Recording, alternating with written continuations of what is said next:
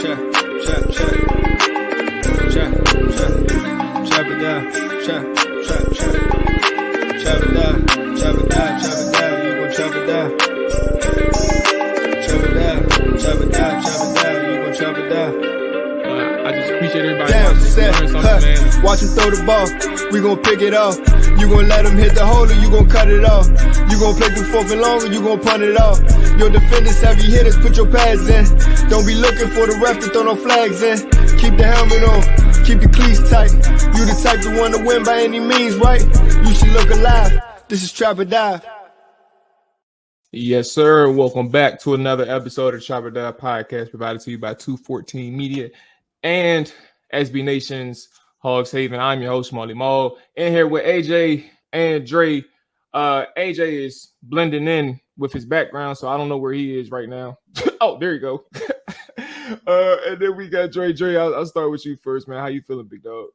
It's good, man. It was a good little Memorial Day weekend, wrapping up the last day. Now looking forward to real life again tomorrow, but I'm going to enjoy today. Real life. Look, man, I ain't gonna lie to y'all, bro. I told Mark before I got on, man, or I think before all y'all got on, I am going through it. I had myself a long battle yesterday with the yak. You ain't the only one.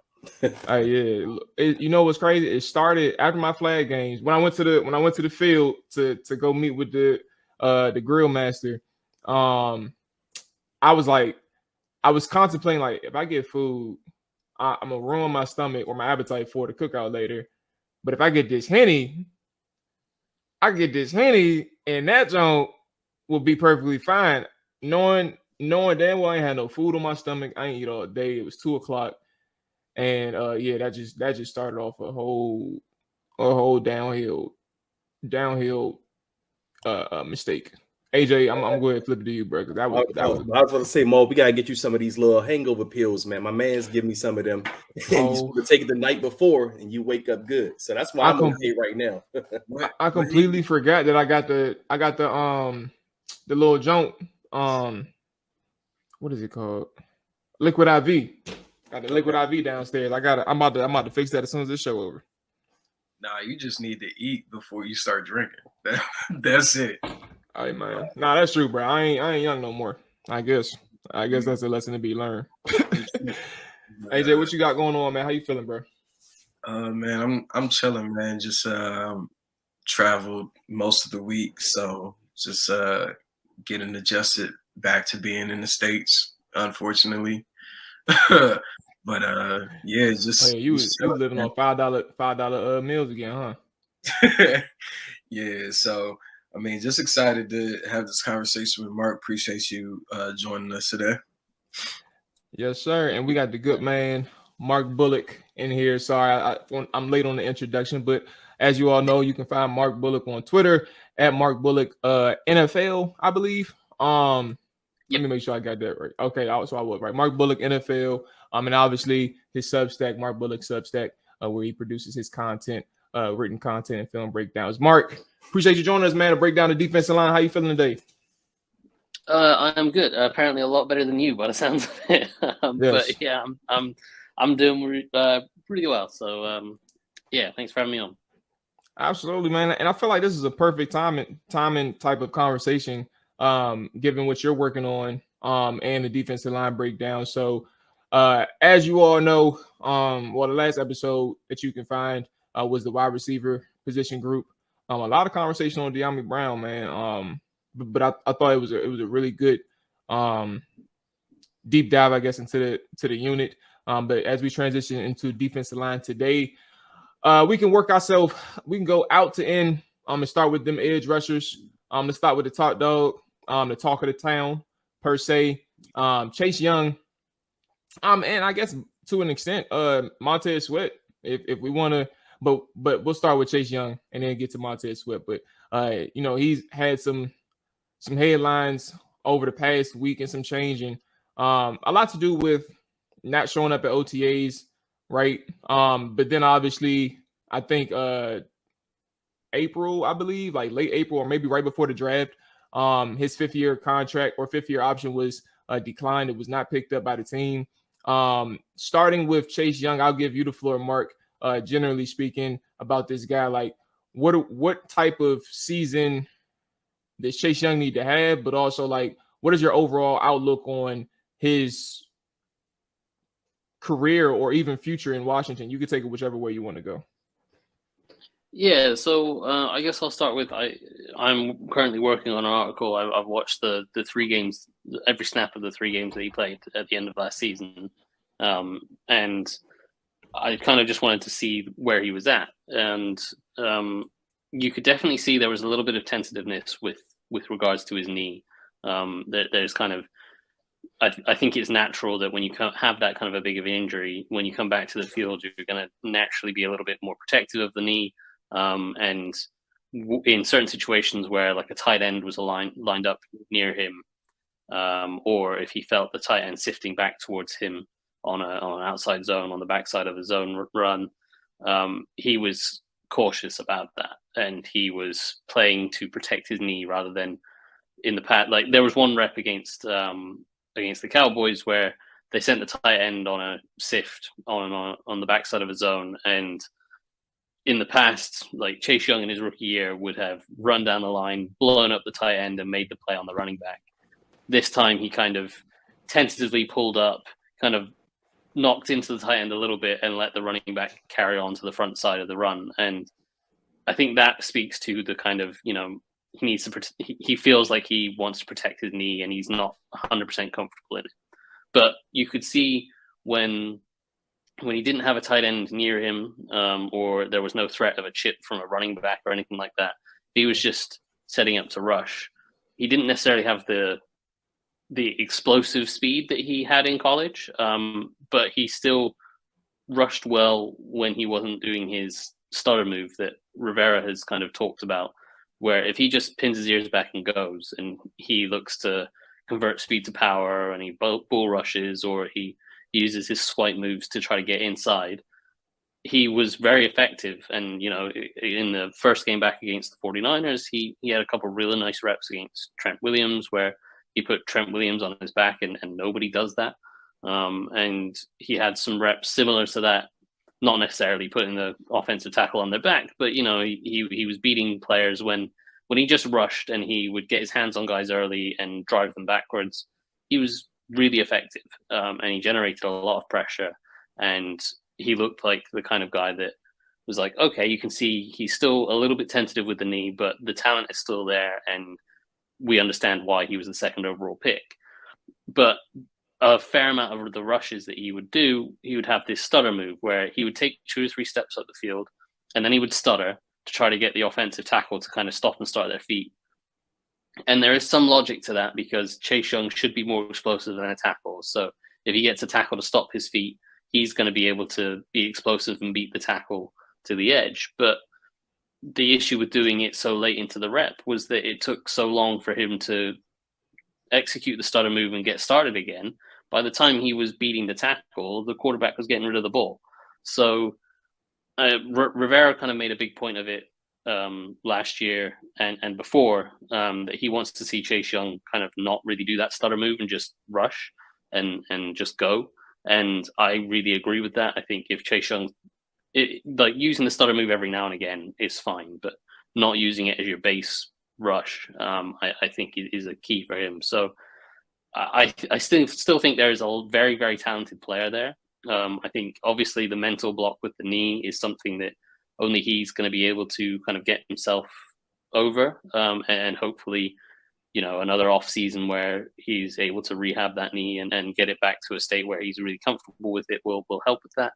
But then it's a case of, learning the rush techniques that work and not relying on that stutter move that was so effective for him in college, but learning that if he just goes and engages with players, he's going to be able to overpower a lot of tackles. He's going to be able to, if he's explosive, he can beat them to the edge, and then use the stutter move as a change up every now and again. Then he's going to be a lot more effective, and that's when you're going to see the guy that is worthy of that 2nd overall pick. So I still think there's a really talented player there, and I still think the potential for him to be a very, very good player is there, and that's why personally I would have picked up that option and sort of that's exactly where I was headed. If we should pick that option up, I still think so. I would have kind of thrown my support behind him and said, "Hey, you're our guy. We believe in you. We fully back you. We're picking up that option. We know you've had the injuries, but we're trusting you're over that and you're going to be good." And give him that belief and that confidence that he's their guy and he can go lead that defense. And I think if you do that, then that's giving him the kind of takes the pressure away and lets him play more free. Whereas now, I guess a slight concern is he now going to play? Yeah, is he going to be more pressure on him, thinking like, oh, this is now a contract year, I've got to earn this, and you know, some people will say, well, if he's not ready to stand up to that kind of mentality, then we don't want him on the team. But you know, I would subscribe to the kind of belief of you back a guy, you give him confidence, you build him up, and he will play more free and be a better player for it. So that's kind of where I stood on it. Yeah, I mean, I think you know, just to piggyback off what you said, Mark, because I agree with a lot of it. I think what a lot of people don't understand about Chase is the injury that he suffered is his first major injury of playing sports ever. So mentally, just the toll of having to come back and being scared to get injured again, that same knee, it's a long process. Besides just getting back on the field, it's mentally getting comfortable with how your knee is going to react, how are you going to react, and also being able to block out, you know, the fears of getting re-injured. I honestly feel like they should have picked up the option as well. But unfortunately, this team is in flux with ownership, head coaching, and the staff overall may not even be here next year. I think whoever comes in next will see that potential. And I just feel like, honestly, Young and Sweat haven't really been able to reach their full ceiling due to a lot of things in regards to the scheme. I don't think that the scheme honestly allows them to be top tier and reach their full potential due to the non-aggressiveness. And as we've seen, even in this draft, they went in with their first two picks in the draft. What did they do? They went and got 2 corners. And that just tells you that the secondary, the back end is not even good enough to help those type of guys get off the edge and get to those players. That's why a lot of the sack totals, the high numbers have been coming from the D tackles in Payne and Allen, because quarterbacks are having to step up in the pocket more so than anything. You know, I just wish that I could have seen Young during this tenureship so far, because we don't know what's going to happen next year. I wish I could have seen him with a more aggressive defensive approach. And I think a lot of times we also have these high expectations of Sweat and Young because of Jack Del Rio's past working with Von Miller in Denver. But outside of Von Miller, I don't believe that Jack Del Rio has really ever had a top-tier pass rushing defensive end that has put up high numbers within his system. He's had Khalil Mack early on. I don't know what 2016 or 2017.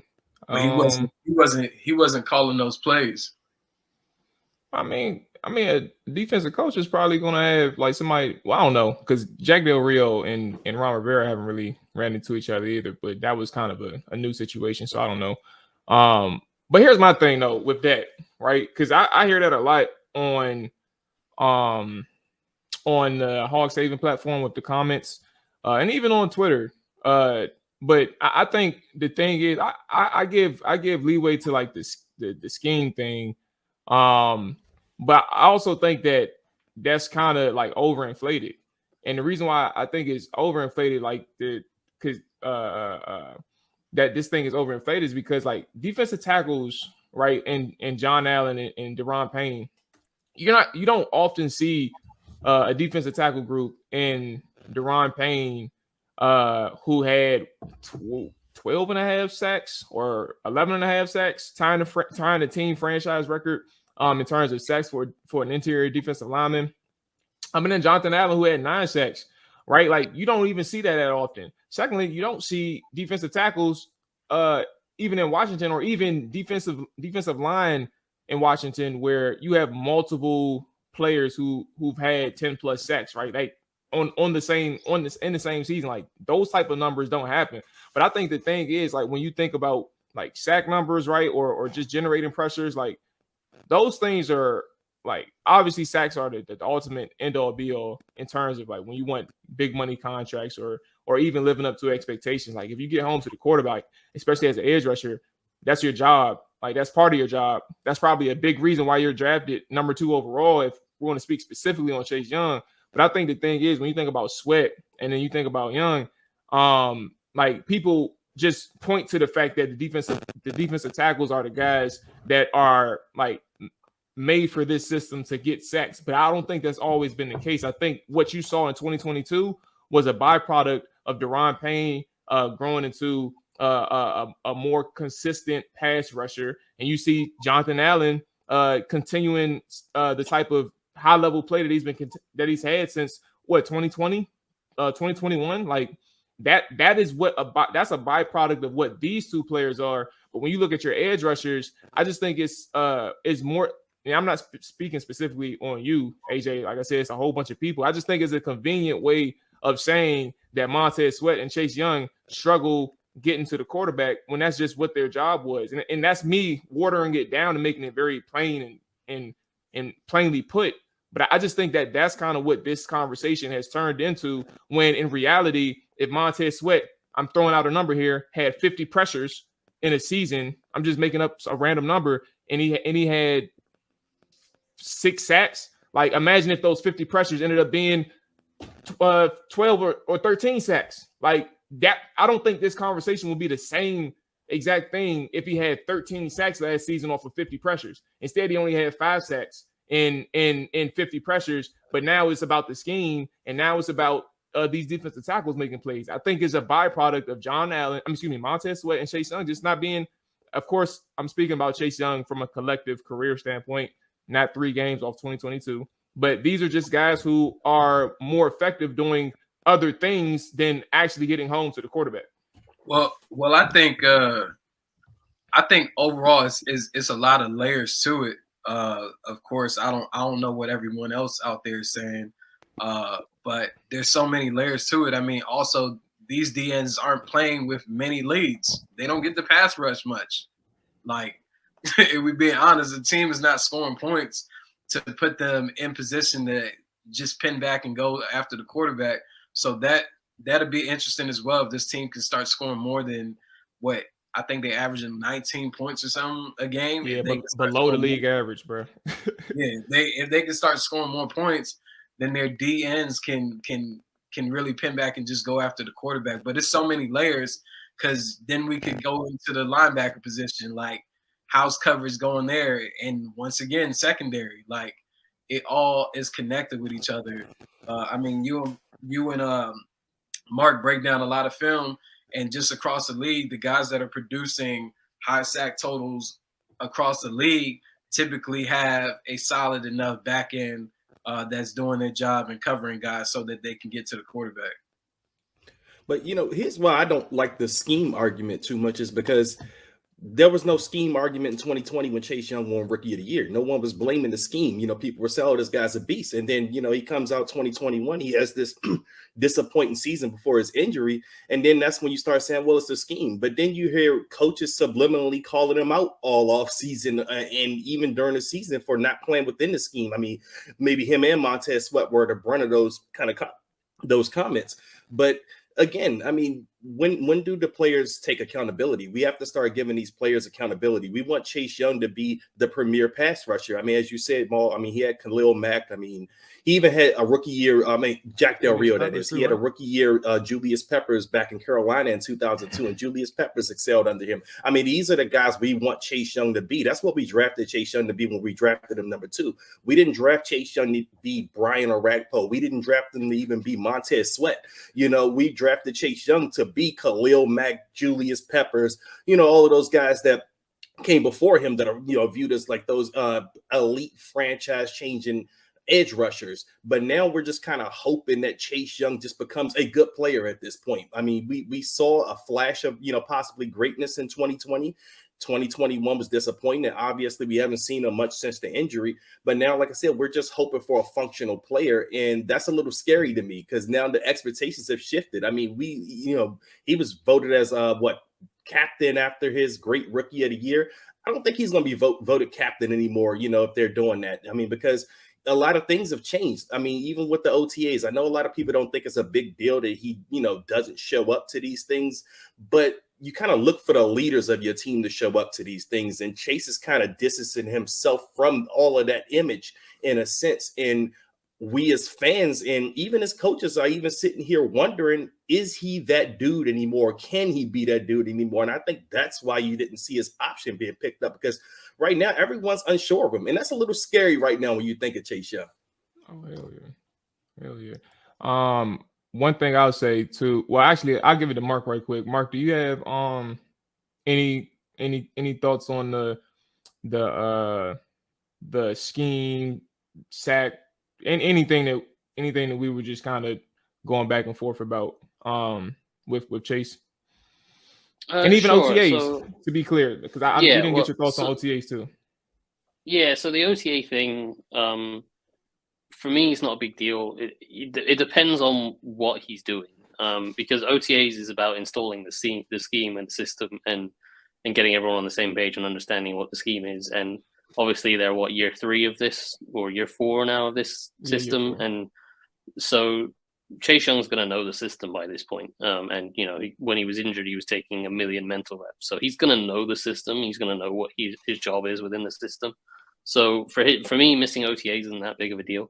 And especially if, and I don't know what he is doing, but if he's off at like say the Von Miller pass rushing camp thing, for me that is something that is way more productive for him to be learning around other pass rushers than being at OTAs with his learning the scheme. Like he already knows the scheme, so being with a bunch of pass rushers that dominate the league and learning stuff from them is going to be way more productive for him. And that's not to say that is what he's doing. I don't know what he is doing, but being away from the team during OTAs for a player that's been in the system for a while isn't a big deal for me.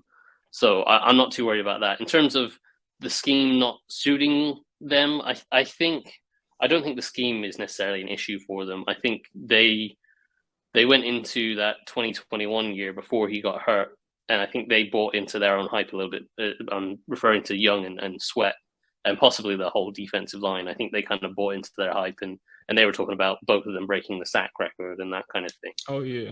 And they kind of just started a year where they just said, right, we're just going to let the front 4 rush, and they all got in each other's way. None of them were rushing with any kind of. There was no stunts. There was no like, okay, I'm rushing the B gap, you're rushing the C gap.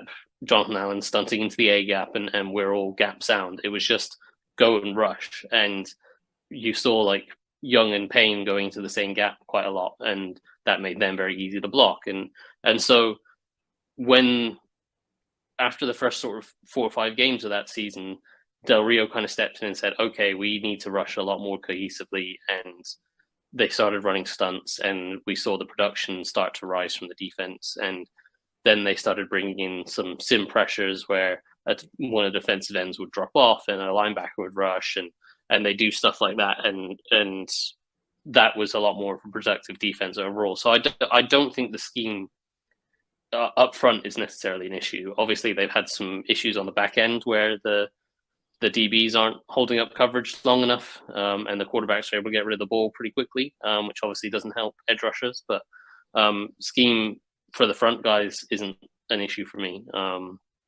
So I think that's kind of where I'm at with Chase Young. Is I think he can still be a really good player. I think outside of being a pass rusher, in terms of his ability as a run defender, and this goes for Montez Sweat as well, they're both very good run defenders. Obviously, Chase Young, as I said, with his knee, he's still a little bit protective of it, so he's not as aggressive as he once was. Or certainly last season in those 3 games, he wasn't as aggressive against the run as he was. but you could still see there was the awareness. Like, he would very quickly notice a tunnel screen being thrown behind him, and he would peel off and try to swat that down. And Montez Sweat is extremely good whenever there's a jet sweep at peeling off and blowing that up. And they make a lot of good plays that kind of go unnoticed for defensive ends, because as a defensive end, you just kind of, is it sacks or nothing really, is how we rate defensive ends. And they make a lot of good plays outside of the sacks. And obviously the sack numbers you'd like to be higher, but if the sacks are going to those interior guys because the pressure's coming off the edge and they're having to step up into Jonathan Allen and Daron Payne, then great. Who cares really if Chase Young's the one getting the sack or Daron Payne, John Allen are getting the sack, as long as one of them is getting there. So sacks are they're not the best way to determine how good an edge rusher is, because there's so much more to it than just the edge rusher against the left tackle. There's 4 guys rushing, sometimes 5 guys rushing against 5 or 6 offensive linemen. So there's a whole lot to go into that. So I don't generally look at sack numbers as an idea of how good a pass rusher is. So I think he can be very good. And obviously going into his 4th year, having been the 2nd overall pick, that's a disappointing description of where Chase Young is that you're just hoping that he can be very good coming off the injury. But I still think if he can get past that mental block and he can fix some technique things where he's not stuttering, doing that stupid stutter move, and he's just rushing, I think he can develop into what everyone thinks he was going to be when they took him 2nd overall. So we can go ahead and move on. But AJ, one of the things Mark kind of helped me remember this, but one of the things that people say online, I had posed a question. I had said, I'd asked us, how many sacks would Chase Young need to have to earn an extension, right? Just a general question, just to see where people's heads are at. And some of the responses I've received multiple where they said he can have 3 sacks as long as he's playing within the scheme. I'll offer him an extension. And the only reason why I had issue with some of those responses is, like, when you look at a number 2 overall pick, and we kind of water things down to, play within the scheme, and he's that's good enough for me. I think that we kind of got to raise it up just a little bit. Not even just the sacks number in general, but just how you think about what a number 2 overall pick can do for you. So that could have been any position, but Chase is a generational talent. Fingers crossed he can get back to that point. But that's some of the examples, some of the comments that I get about that guy. Let's go to the interior defensive line. So we kind of know where Daron and John are, right? They are obviously, they both earned their extensions. They both got paid. Daron got paid big time after his 4th year, or his 5th year, I guess. But Phidarian Mathis is a guy that isn't talked about too much anymore. And it's not his fault. He got hurt first game of the season. So he's coming off an injury, 25 years old, 2nd round draft pick last year for the Commanders. And it's going to be an interesting dynamic, because I don't know how this is going to play out with Phidarian and John Ridgeway. So because I don't know how it's going to play out, I'm just going to take the easy route and float it to you all. Phidarian Mathis and John Ridgeway. What do we think about these 2 guys? Ridgeway's coming off a surprising season where he held things down within the interior as well. So what do we think about how this is going to look for Washington? What do you think about Phidarian? What do you think about John? Anybody can take a stab at it. Do you want me to jump in on that? Sure, go ahead. Okay. Well, I think you in particular were higher on Phidarian Mathis as a potential pass rusher than I was. I thought he was always kind of a run stuffing nose. And if they wanted to play that 3 down front, or 5 down front, I guess, technically, then he was a really good guy for that. And then obviously he got hurt, and they got Ridgeway, and I think Ridgeway gave them everything they were probably hoping to get out of Mathis, and possibly a little bit more, because he offered a little bit more of a pass rush. So I think those are 2 really good players to have as backups. I don't necessarily think you want either of them as your starting defensive tackle in a 4-3 base. I think you probably, if you're going to play that 3-man front with a nose and then Jonathan Allen and Daron Payne either side, then both of them could play that nose tackle role. And both of them could obviously sub in for either one of them throughout the game and hold their own. But obviously in key sort of third down situations, you want Payne and Allen on the field. But I like both players. I probably slightly would give the edge to Ridgeway because I think Ridgeway has a little bit more of a pass rushing upside.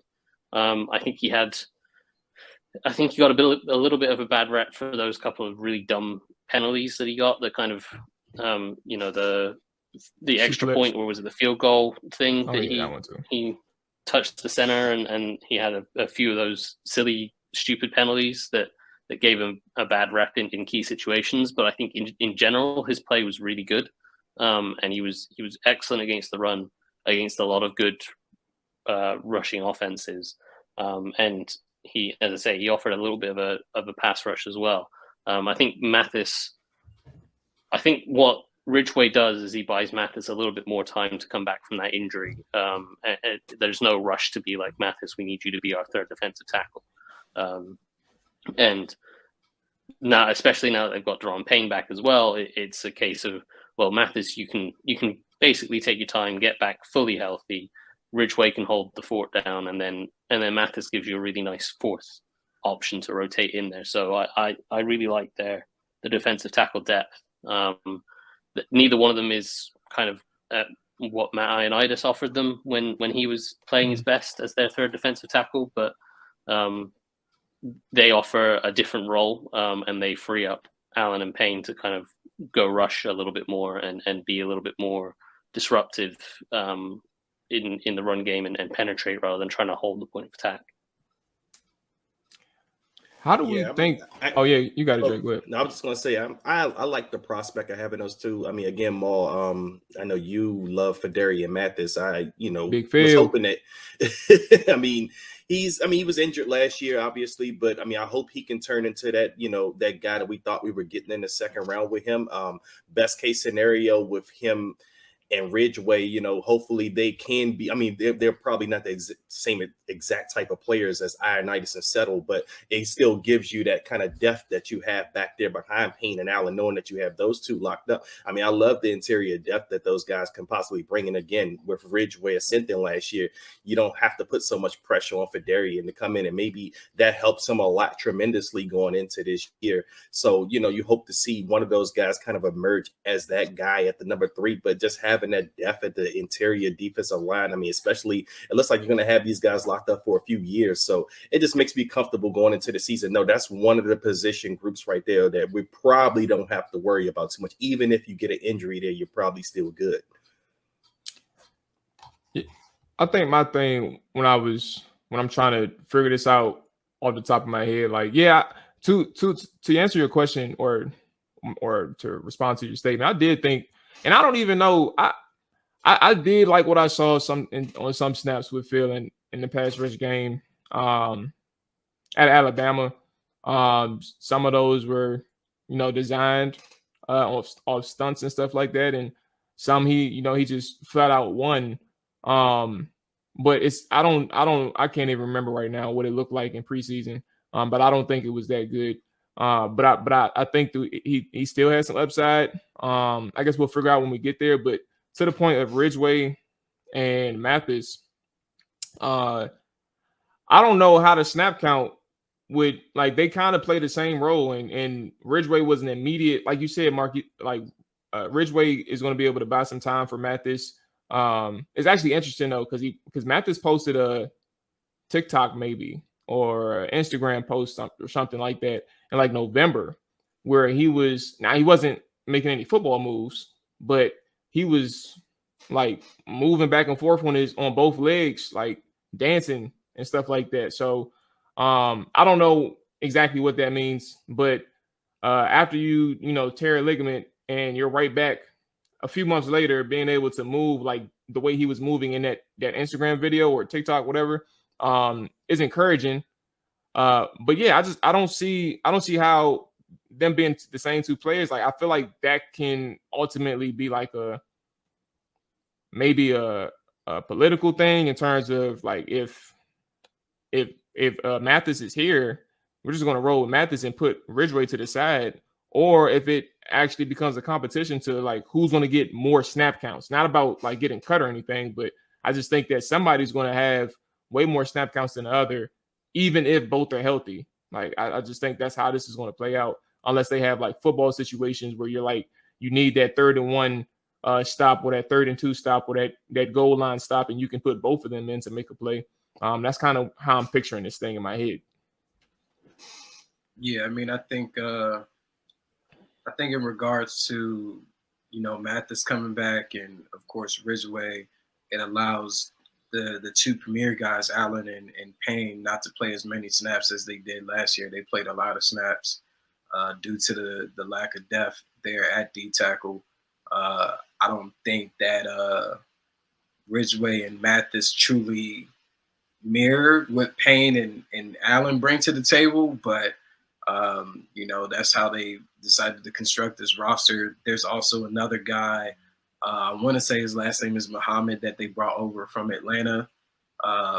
They signed pretty early into the free agency period. I think that he'll also be another piece that we're not accounting for as far as the rotation. That's Abdullah Anderson. Abdullah Anderson. Abdullah? Yeah. Abdullah, I don't know. I just knew it was something along those lines. Say somebody in the Nation of Islam. Huh? I was about to say it had to be Muslim. That's all it was. I just knew it was something along those lines. But yeah, Abdullah from Atlanta. So, Muhammad, bro. He'll probably be a part of the rotation too. And maybe the guy KJ Henry, they could probably use him sometimes. D tackle stunts. I don't know. That's a good transition though, AJ. What do we think about KJ in his first year? I don't think we touched on him like that, right, AJ and Dre? We can kind of. We touched on him when we recapped the draft, but not really in depth. Okay, what do we think about him as a rookie? Mark, we can start with you, Mark. What do you think about KJ Henry? What he brings to the table, and how he can kind of fit in the rotation early on? I like KJ Henry as a player. I think he's been a little bit overhyped by some fans from what I've seen on Twitter anyway, where some people are saying he's going to be the challenge for a starting spot and be a really good edge rusher, and I don't think he's there yet. I can see him being kind of an upgrade on the kind of James Smith-Williams type, where they're really stout on the edge against the run. They offer a little bit of pass rush, but he's got a nice first step, and he's got a surprisingly decent spin move, but he needs a lot of other work, and he can leave his chest exposed at times, and that can get him caught out. So I think he's going to be a little bit rough around the edges in terms of an edge rusher. I don't think he's going to offer a huge amount off the edge on sort of third downs and key rushing situations. But I think in terms of a guy that you want to be able to kind of, as I say, James Smith-Williams is the kind of prototype, the guy that you want to rotate in on first and second down to spell your starting defensive ends and be able to hold up against the run and be disciplined in their rush lane. If it's a play action pass or if it's second and long and they're passing, then you can use him on a stunt with a defensive tackle or whatever. I think he can be effective in that regard, but I wouldn't be expecting him to pull out a 10-sack season coming off the edge and beating out Chase Young for the starting role. I think some of the hype on him is a little bit too far from just the hype that I've seen anyway. That might not be a fair representation of the whole fan base, but I think he's still got a little ways to go as a pass rusher. I think it was another Mark, a fellow Mark, Mark Tyler of Hall Taven that kind of started that hysteria with KJ Henry could possibly start. And I wish he was in front of me so I could have slapped him for even making that. Hey, bro. Because there's nothing in KJ Henry's game that says nothing at all, bro. I didn't even know he said that. He will start over Chase Young or Montez Sweat. But hey, I mean, I guess you allowed to use your phone how you want to and your app. Go for it. But yeah, that's why I try to remind certain guys that you have to be careful of how you utilize your platform, because when they know that you review tape or you're pretty in depth with a team, some people take those things as gospel without even doing their own research or knowledge at all. And that's why Mark Bullock that we have on here is so reputable, because not only does he say the comments that he does, but he provides you video evidence breaking down such. And that's why we bring credible people on this show. no knock to the other Mark, but you can't tweet crazy comments like that out there. But when it comes to KJ Henry, I'm not really a fan at all. I felt you said he was. You got it. I remember what you said. I feel like I didn't see anything out of him in college, especially playing in the ACC. I didn't see a damn thing that would have intrigued me to say, hey, let's add him to what we have here. I feel like this team is missing a natural bender at defensive end. So even if it was a guy that would have been possibly a project or whatever, I would have loved to see them have a rotational, possibly situational pass rusher that naturally could just get around the edge. I think that's why even going into the draft with the prospects of Sweat and Young being free agents next year, I thought that maybe with their first round pick, they could possibly look into a guy like a Nolan Smith out of Georgia who ended up going first round to the Eagles. Because I just feel like, yes, Sweat and Young have talent, but they're not natural benders of that edge. And that's what I really feel like this team is missing, as someone that could supplement either Sweat or Young when they're not in on certain downs. Unfortunately, they went and picked KJ Henry. I don't know what his purpose is going to be on the team. I guess we will see. But for me personally, I'm out on him. I don't even care. And he can't even get the training camp yet, and you out on him. I'll stand on that, because I just don't see what he's going to bring to the table. He couldn't even really produce in college at the end. I'm not going to have any expectations for him in the NFL going against legit tackle talent. Like I just can't see it. So that's a solid point, AJ. So Mark, one of the things that I noticed looking at KJ, I agree with the first step. He has pretty good, like his initial quickness at the snap is pretty good. And like he has like this subtle quickness about him where he can kind of set the tackles up like for like an outside rush and beat them inside and just using like straight agility and quickness, but hardly any hand usage. Like I saw the spin move, and he's had some times where he's won off the initial off of his initial move. But I think the biggest thing to what AJ you just mentioned, he actually I think he just struggled to close at the quarterback. Like he was struggling to close at the quarterback pretty often. I think that's why I think he only had 3 sacks last season, even though he won and created a lot of pressures off of like stunts. They use them all across the defensive line. And I like that. Like his versatility shows itself. He's athletic enough to the point where he can be used off of different alignments. And then he's really good with his stunt timing. Like that's what he can bring to the table, in my opinion. Like the twist game, Mark, you mentioned it. I don't think he's like a good enough pass rusher at all right now to like play multiple downs on a like first, second, third. I don't think he's a 3-down guy right now. I don't think he's a pass rush specialist right now. But I do think he's smart enough and has the instincts that he can be used in like twist game to help create and generate pressure. He may be even used to free up somebody. That's a little bit better than him, I guess. He can probably be used to free up one of those interior guys, or maybe even Montez or Chase Young off a twist. But that's what I think he can bring to the table. Like he's just a smart guy and a smart player, and that's probably 60% or 70% of the reason why they brought him in. But Mual, you can run stunts with anybody. I mean, you can try to run stunts with anybody, but that don't mean that they're good at running them. I mean, Like, but he's not timing like is very important. I mean, you already know my nickname for him. I call him Stuntman. So hey, Oh yeah. You know. But that's what I'm saying. Like, if there's but to your point, I get it. Like, but right now, I'm talking about in terms of why he's developing. I think there's going to be a way to use him. I just think it's going to be very limited. And then in the running game too, like he's a smart guy. He knows how to set the edge. I just don't think his play strength is up to par right now. And that's another problem that I ran into. But that's just my opinion. I guess we'll see when the season rolls along. Okay, I think we're done for the most part. We kind of understand who Daron and John Allen are. I guess I'll leave it. We can leave with this one question. Is there somebody in particular who we have on this roster who really needs to take that next step? That has been here for a couple of seasons. So I'm thinking, you mentioned Abdullah Anderson, AJ. So that's good to put him on the radar. I'm not too familiar with him, and I'm not going to look at his tape right now. maybe a summer thing, but we have F.A. Obata on the roster.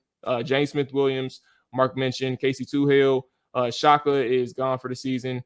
William Bradley King, and David Bada, I guess, but I don't know why I reacted like that. But yeah, who is one person that really needs to step up? Because these are some guys who's been around for a couple years and has been exclusively role guys, but I don't really see.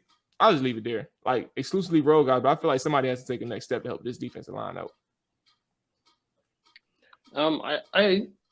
I don't know. I think those guys all have their kind of roles, and I don't think that's a bad thing. I think when you want your starters to be the guys that are stepping up, you want Chase Young to be the guy that takes that step forward this year. You want Montez Sweat to take that step forward, the way that Daron and Payne and Jonathan Allen have taken that step forward the past few years. So you want those key starters to take the step forward, but you want your backups to be role players. And I like that. Casey Toohill isn't an amazing player, but he has a really good role where he can play off the edge. He can offer a little bit of a pass rush, but he's more effective at playing the edge and then dropping into coverage and allowing them to bring pressure from other spots. And they don't really have any other guy that they could feel comfortable dropping off the edge and having them play even just a flat coverage or a curl or hook coverage.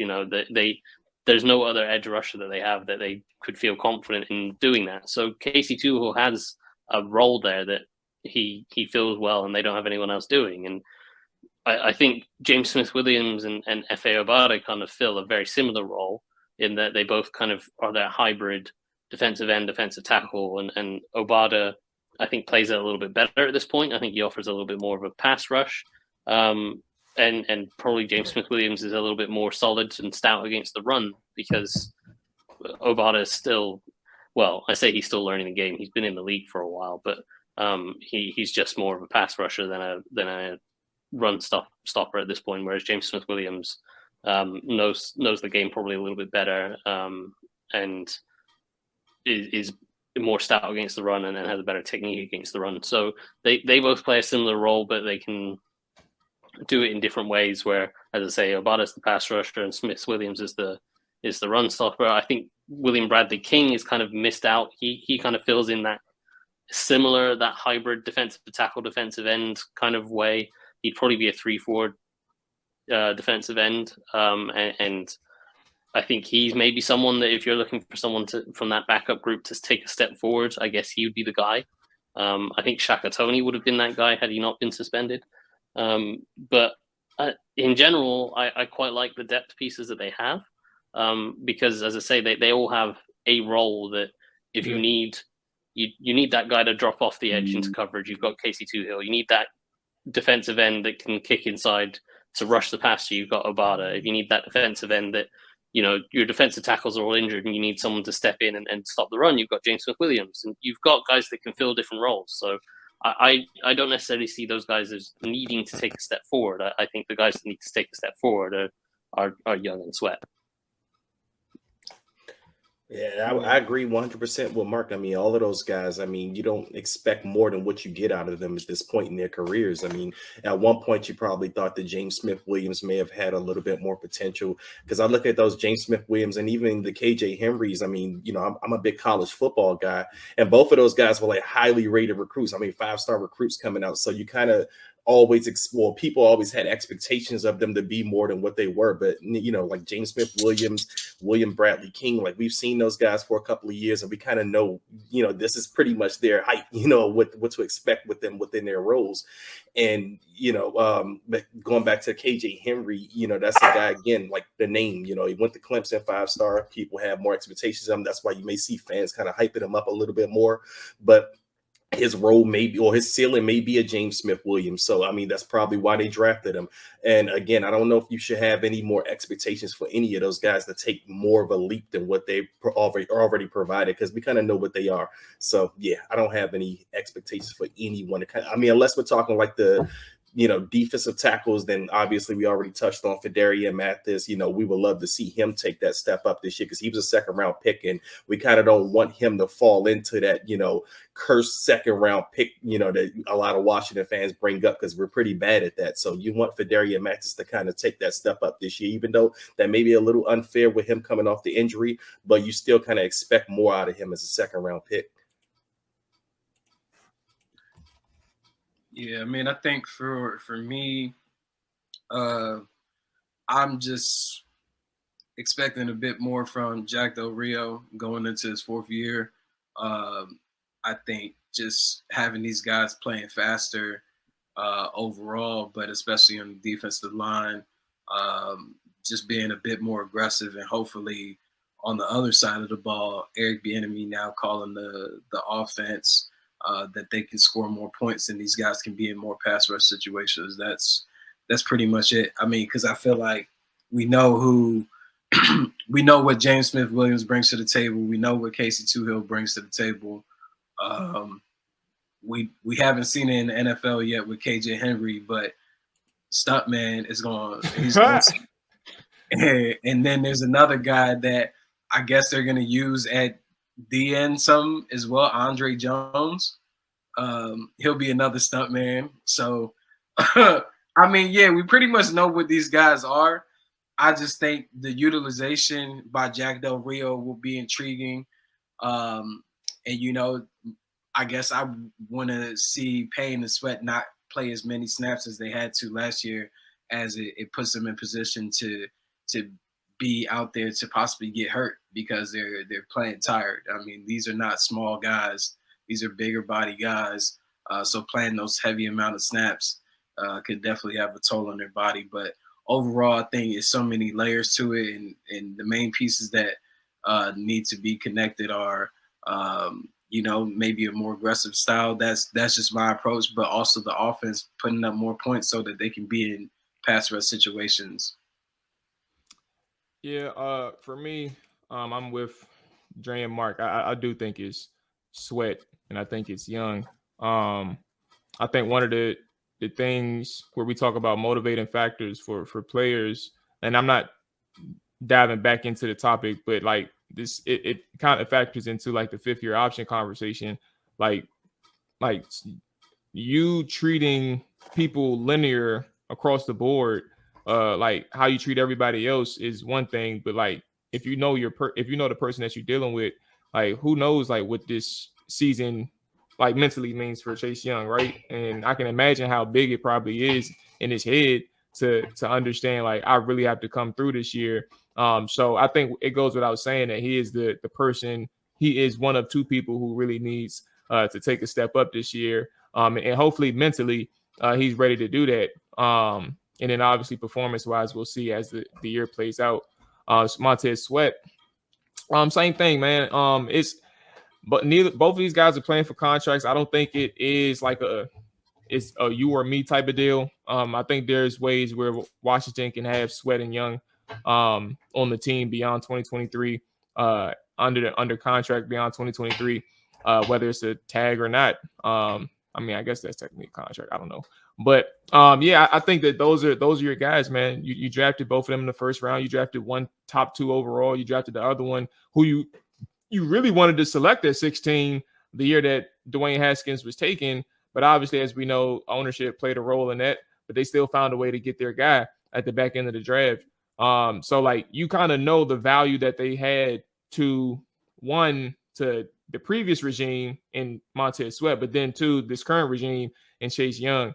There you can't allow, like, you need to invest all opportunities you can, whether it's through AJ's scheme issues or from a player standpoint. You got to invest all your time into these guys that you can, especially Chase Young, who was this regime's number 2 overall pick, and to see if he can shake that mental bug, but also produce at a high level. Whether it's finding ways to get him free rushes to the quarterback, or find him easy matchups on the offensive line, or get him on a tight end where he can just blow past them. Find something that helps him be successful early on and carry that on throughout the season. But it's definitely going to be those two for me, Sweat and Chase Young. Hey, can I pose a quick question? So have we truly seen Jack Del Rio grow as a play caller and just defensively since he's been here? Because I want to say towards the end of the year, we thought that he wasn't going to be retained. I mean, like, when you say grow, you're talking about like the way he calls things, like because I mean, I've seen like the coverage structures become a little bit, well, first of all, more consistent because you got different players who can do multiple things. And then I've seen even in 2021, like, they've had some things that they were trying to do up front, right? Whether it's the Cinco package or just like the line stunts that just weren't effective that year. They got better pieces up front, or they found things that they can do, or even just the coaching standpoint. I don't forget the new guy that they brought in after they fired Carolina guy, Sam Mills III. But like, they found things up front to where they can be a little bit more creative. Mark even mentioned the sim pressures in those fire zones that they run. And it's like the sim pressures, like all those things. I don't know like what it looked like in 2020 because I wasn't like deep diving into anything then. But at the same time, when you look at last year, I thought that they were able to find ways to pressure the quarterback. And then I thought that their coverage on the back end was a little bit more consistent because of who they found can do certain things for that secondary.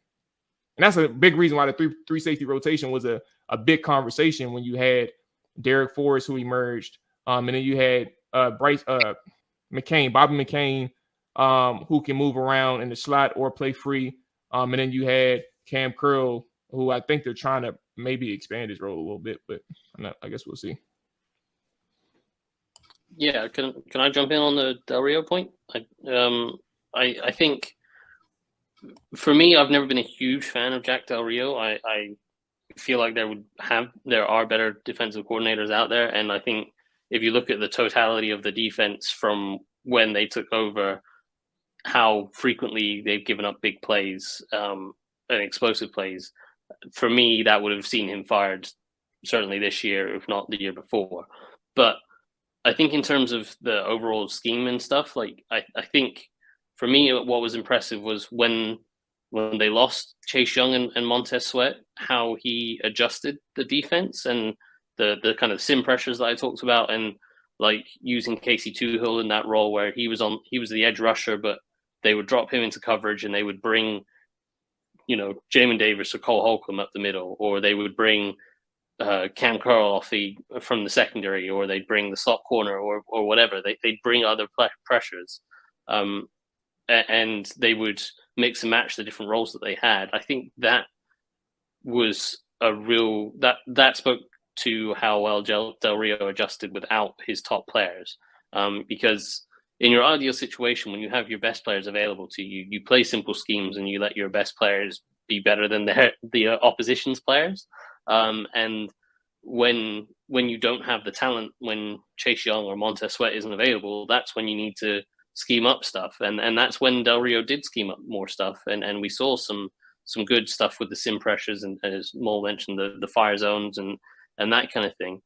I think where I take issue with him is there are still situational calls that I don't love from Del Rio. I think there was, I can't remember which game it was last year, but there was a game where I looked at the third down situations and it was like on 3rd and 2, he had corners playing 10 yards off and giving up a quick speed out. That was a big deal.